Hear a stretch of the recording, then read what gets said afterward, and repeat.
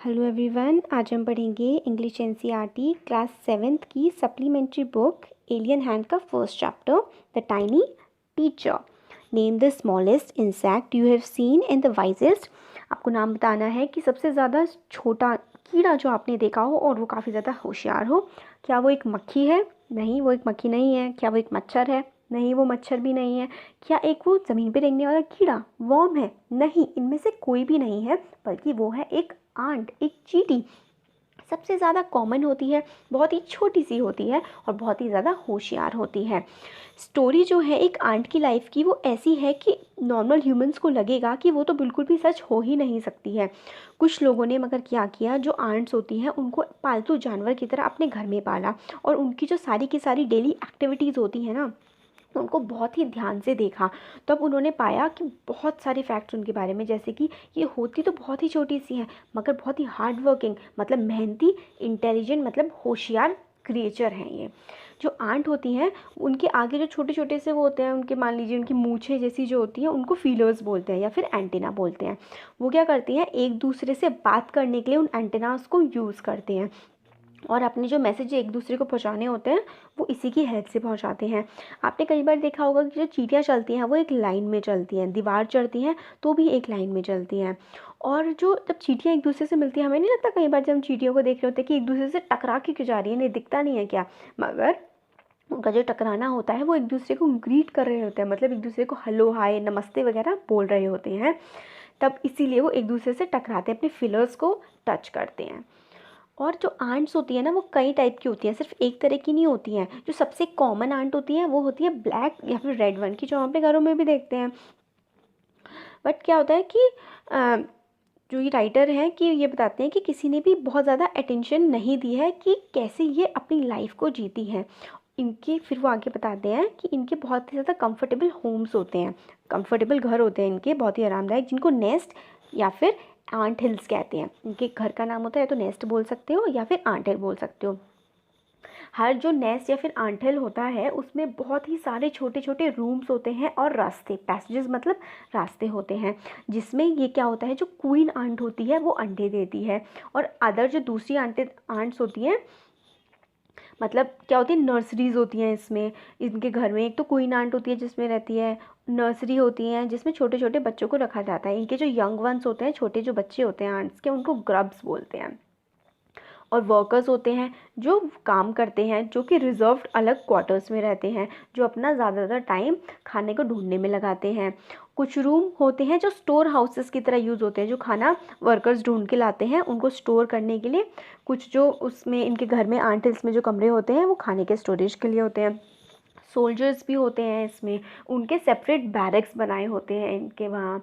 और कोई वर्कर जो है वो कभी भी ट्राई नहीं करता कि वो सोल्जर के हाउस में रह ले जाके, और ना ही कोई सोल्जर कभी भी खाना सर्च करने के लिए जाता है। कोई वर्कर और कोई सोल्जर या फिर कोई भी क्लीनर, मतलब कोई भी दूसरी एंड ग्रब्स को यानी कि चींटी के छोटे बच्चों को नुकसान नहीं पहुंचाता है। आप देख रहे हैं कि जो ये आंट की लाइफ है वो कितनी ज़्यादा शांतिपूर्ण है, मतलब कोई भी एक दूसरे के काम में दखल नहीं देता है, एक दूसरे को परेशान नहीं करते हैं और सब अपना काम बहुत ही इंटेलिजेंटली, मतलब बहुत ही होशियारी से और बहुत ही बहादुरी से, ब्रेव मतलब होता है बहादुर, करते हैं। वो कभी भी एक दूसरे से लड़ाई नहीं करते हैं। जो क्वीन आंट होती है वो सबकी मम्मी होती है, मतलब सबकी मदर होती है। जितनी भी आंट्स होती है ना उन सबकी एक ही मदर होती है, वो होती है क्वीन आंट, और वही सारी की सारी पॉपुलेशन बसाती है। और उसकी जो लाइफ होती है क्वीन आंट की वो होती है लगभग 15 साल। उसके मतलब विंग्स होते हैं, पेयर ऑफ विंग्स होते हैं, मगर वो उनको तोड़ देती है वेडिंग फ्लाइट के बाद। वेडिंग फ्लाइट क्या होती है, जब जो वो होती है आंट कंसीव करती है, मतलब जब बेबी कंसीव करती है तो उसको वेडिंग फ्लाइट बोलते हैं। वो कब होती है, बहुत ही ज़्यादा गर्मी का दिन होता है, हॉट समर डे में क्वीन जो होती है अपना नेस्ट छोड़ती है और मेल से मीट करने के लिए जाती है, मेल से या फिर ड्रोन से काफ़ी ज़्यादा ऊपर हवा में वो लोग मीटिंग करते हैं और फिर उसके बाद वो वापस आती है तो वो अपने एग्स देती है और फिर अपने जो विंग्स हैं उसको वो तोड़ देती है। और जब एग्स टूटते हैं, हैच करते हैं, तो उसमें से ग्रब्स निकलते हैं। ग्रब्स क्या होते हैं, बेबी आंट्स होते हैं। सोल्जर जो होते हैं वो उन ग्रब्स को गार्ड करते हैं, उनकी रक्षा करते हैं। जो वर्कर्स होते हैं वो उनको खाना खिलाते हैं, सफाई करते हैं, और उनके लिए क्या होता है, एयरिंग, एक्सरसाइज, सनशाइन वगैरह, ये सारे जो काम होते हैं बच्चों के लिए वो करते हैं वर्कर्स। तो 2 या फिर 3 वीक्स के बाद जो ग्रब होता है वो कुकून बन जाता है, और क्या होता है, और रहता है बिना खाने के और बिना किसी भी एक्टिविटी के, बिना हिले डुले, ना ही खाने की ज़रूरत होती है, ना ही कोई एक्टिविटी भी नहीं करता है 3 हफ्तों तक। फिर क्या होता है, कुकून भी ब्रेक हो जाता है और जो परफेक्ट आंट आ जाती है। तो पहले क्या होता है, ग्रब के 2-3 हफ्ते बाद क्या बनता है, कुकून, और कुकून के 2-3 हफ्ते बाद पूरी की पूरी एक आंट डेवलप हो जाती है। अब जब पैदा हो गई वो, तो फिर उसकी टीचिंग और ट्रेनिंग का टाइम आता है। तो जो नई जो आंट आती हैं उनकी जो अलग अलग ड्यूटी सबको बांट दी जाती है। ओल्ड आंट जो वर्कर्स, सोल्जर, बिल्डर्स और क्लीनर्स होते हैं, उनके जो काम होते हैं अब नई नई आंट्स को दे दिए जाते हैं। कुछ हफ्तों बाद जब ट्रेनिंग कंप्लीट हो जाती है तो जो स्मॉल आंट्स होती हैं वो बड़ी, जो बाहर की बड़ी दुनिया है उसमें जाने के लिए रेडी हो जाती हैं। जो एंट हिल होता है, वो घर होता है सिर्फ और सिर्फ चींटियों का नहीं, बल्कि कुछ और क्रिएचर्स भी उनके साथ रहते हैं। एंट हिल में सिर्फ चींटियाँ नहीं रहती हैं, उसमें beetles, lesser breeds of ant, green fly, ये सब भी रहते हैं। ये आपके एक्सरसाइज क्वेश्चन भी है, इसको अच्छे से लर्न करिए। Beetle, lesser breeds of ants and green fly, ये सब भी हैं जो कि उनकी आंट हिल में रहती हैं। और उनको क्यों रखते हैं अपने घरों में, वो इसलिए रखते हैं जैसे कि कुछ जो हैं जानवर, उनकी जो स्मेल होती है, उनकी जो सेंस वो होते हैं, खुशबू होती है, वो काफ़ी ज़्यादा अच्छी, प्लीजेंट होती है, जो आंट को अच्छी लगती है, इसलिए वो उन्हें अपने घर में रहने देते हैं। और कुछ जो होते हैं स्वीट जूसेस सेक्रीट करते हैं, इसलिए उनको रहने देते हैं। और जैसे कि और कुछ, जैसे हम लोग कैट या फिर डॉग को रखते हैं अपना पेट, ऐसे ही कुछ पेट्स होते हैं आंट्स के भी, इसलिए वो उन लोगों को रहने देते हैं। जो ग्रीन फ्लाई होती है वो आंट की काव होती है, जैसे कि हम लोग को काव से मिल्क मिलता है, ऐसे ही जो ग्रीन फ्लाई से आंट्स को हनी ड्यू जैसी एक चीज़ मिलती है जो आंट का मिल्क होता है। जब आंट एंटीना से उसको टच करती है तब उसको वो मिल्क मिल जाता है, किससे, ग्रीन फ्लाई से। फिर अब हमसे पूछा जाता है, जो राइटर हैं वो हमसे पूछते हैं कि जो ह्यूमंस हैं क्या कोई लेसन सीख सकते हैं आंट से। वो कहते हैं हाँ बिल्कुल, हम उनसे बहुत कुछ सीख सकते हैं। जैसे कि ये जो टाइनी टीचर्स हैं, राइटर ने आंट्स को टाइनी टीचर कहा है, मतलब ये छोटे छोटे से टीचर्स हैं जो हमें बहुत कुछ सिखा सकते हैं। क्या क्या सिखा सकते हैं, हार्ड वर्क, वो सारे लोग कितनी मेहनत से अपना काम करते हैं। Sense of duty and discipline, मतलब हर किसी के काम डिवाइडेड हैं और हर कोई अपना काम करता है। Cleanliness, care for young ones, and above all a firm loyalty to the land where they live. और लॉयल्टी मतलब बिल्कुल लॉयल होना किसी के लिए, मतलब होता है उसके निष्ठ होना, उसके लिए कोई काम अच्छे से करना, और किसी मतलब चिड़न और ये सब चीज़ें नहीं होती है। लॉयल वो होता है जो अच्छे से रहे साथ में मिलके, इस टाइप से हम समझ सकते हैं कि लॉयल्टी क्या होती है। तो वो हम लोग आंट से सीख सकते हैं कि लॉयल्टी क्या होती है उस जगह के लिए जहाँ पर आप रहते हैं। चैप्टर का नाम है द टाइनी टीचर। तो क्वेश्चन नंबर 1 है, how long does it take for a grub to become a complete ant. तो इस क्वेश्चन का मतलब है कि कितना टाइम लगता है एक ग्रब को एक पूरी आंट बनने में। ग्रब होता है आंट का छोटा बच्चा या फिर उसका अंडा कह सकते हैं। तो इसका आंसर है, it takes 2 or 3 weeks for a grub to become a cocoon. After another 3 weeks the cocoon breaks and a complete ant appears. तो 2 से 3 वीक्स मतलब 2 से 3 हफ्ते लगते हैं एक ग्रब को कुकून बनने में। पहले एक ग्रब होता है, अंडा टाइप का होता है, फिर उसे थोड़ा सा बड़ा होता है, वो कुकून बनता है, और कुकून बनने के बाद फिर और 3 वीक्स लगते हैं, कुकून ब्रेक होता है, टूट जाता है, और फिर एक कंप्लीट पूरी तरीके से बनी हुई एक आंट आ जाती है। तो पहले ग्रब, 2-3 वीक्स के बाद कुकून, कुकून के 2-3 वीक्स बाद क्या होता है, पूरी की पूरी एक आंट बन के आ जाती है। अब question number 2, why do the worker ant carry their grubs about?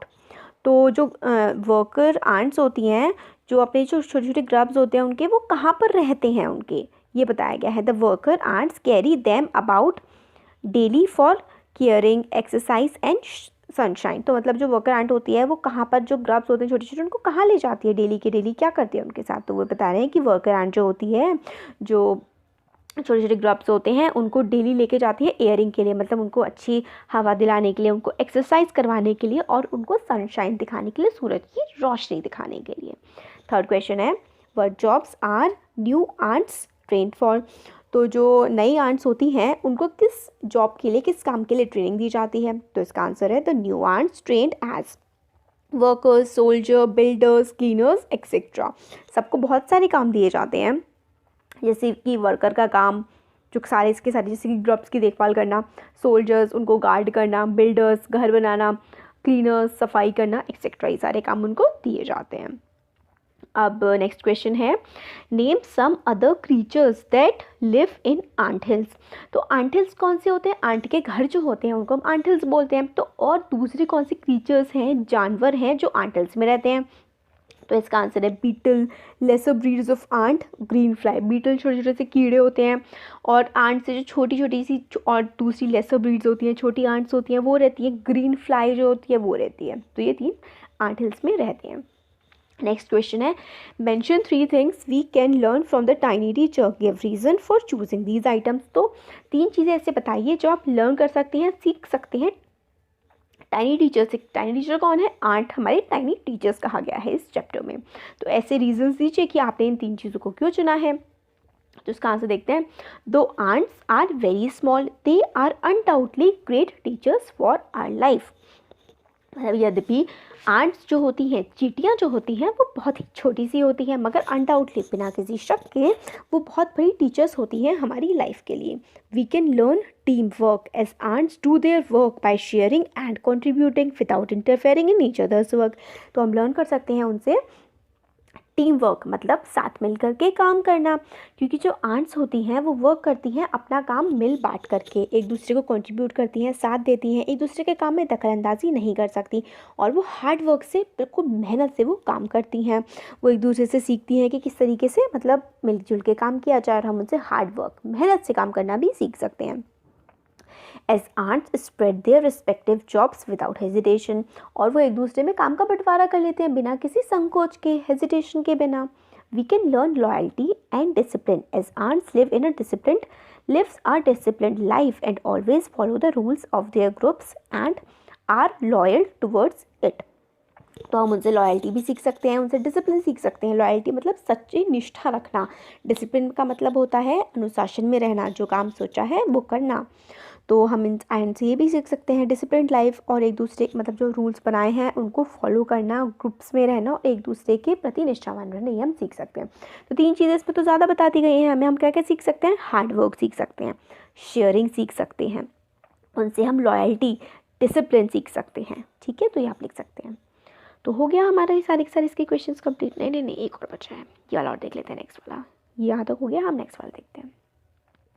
Next question है, in what ways is an ant's life peaceful. किस तरीके से आंट की लाइफ पीसफुल होती है, मतलब शांतिपूर्ण होती है।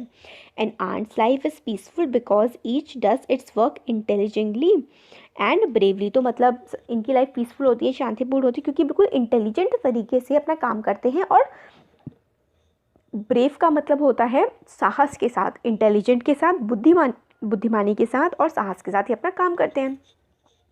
And never fights with other members of its group, और दूसरे मेंबर्स से अपने ग्रुप के लड़ाई भी नहीं करते हैं। Each member has a designated place to stay and a definite work to do. जो पूरा इन सब के सारे मेंबर्स होते हैं आंट फैमिली के, या फिर पूरी जो आंट की सोसाइटी होती है, इनके सबके पास अपना एक काम होता है करने के लिए, बिल्कुल डेफिनेट काम होता है। वो अपनी जगह रहते हैं और अपना काम करते हैं। A soldier ant never goes out to search food. जो सोल्जर होती है, जो गार्ड करती है आंट, वो कभी भी नहीं जाती खाना ढूंढने के लिए।